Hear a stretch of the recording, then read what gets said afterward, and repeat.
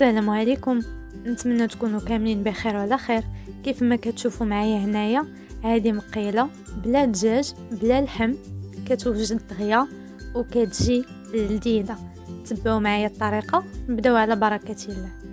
غادي نحتاجوا البصله مشلضه، الكميه كتبقى على حسب عدد الافراد. شنو كتبغيو نتوما؟ انا هنا درت بصله واحده. غادي نزيد عليها الزيت تمن 2 معالق كبار، ونزيد الزيت البلديه حتى هي نفس الحاجه تمن 2 معالق كبار. غادي نخليها دابا تقلى مزيان حتى طيح، وضروري مره نبقاو نحركوا فيها باش ما تحرقش لينا.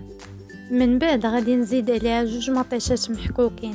اللي ما كتعجبوش مطيشه بحالي يدير غير وحده، انا هنا درت 2 حيت حنا كتار، يعني ما يمكنش ندير غير وحده. غادي نضيف 2 معالق كبار ديال القزبر ومعدنوس مقطع، ونزيد عليها 4 ديال الفصاص ديال الثومه. هنايا عندي الملحه، البزار، خرقوم، سكينجبير، تحميره وقزبور يابس. التوابل والمقادير مضبوطه غادي نخليها لكم في الديسكريبسيون. وضروري نحركوا كلشي مزيان. الا بانت لكم مطيشه بدات كتجمع لكم، زيدوا شويه الماء. هنايا لقيتوني قطعت البطاطا على شكل دوائر وغادي نضيفها لهم. غادي نستفها بهذه الطريقه هذه.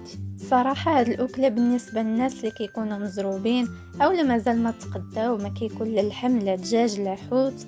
ومن غير هذا الشيء حتى بعض المرات كنبغيو نحضروا شي حاجه خفيفه، يا اما الغداء ولا العشاء. هذه كتوجد دغيا وكتجي لذيذه. من بعد ما استفت البطاطا كامله على هذا الشكل، غادي نسد عليها ونخليها طيب. تكون على عافيه متوسطه من الاحسن، ما تكونش مهيله بزاف وما تكونش مجهده بزاف.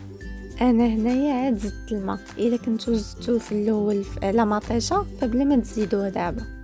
من مور ما طيب البطاطا ديالنا مزيان، غادي نزيد عليها 3 البيضات. غادي نحل البيض بهذه الطريقه هذه.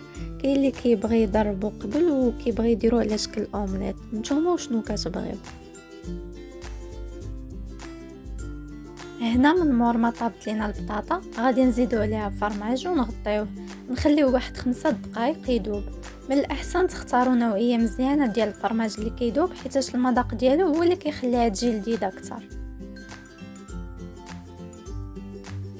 وها هي وجدات المقيله ديالنا.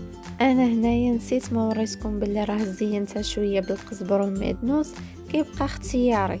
نتمنى انكم تجربوها، صراحه بنينه وخفيفه بالصحه والراحه. نتلاقاكم في فيديو اخر ان شاء الله. خليتكم على خير.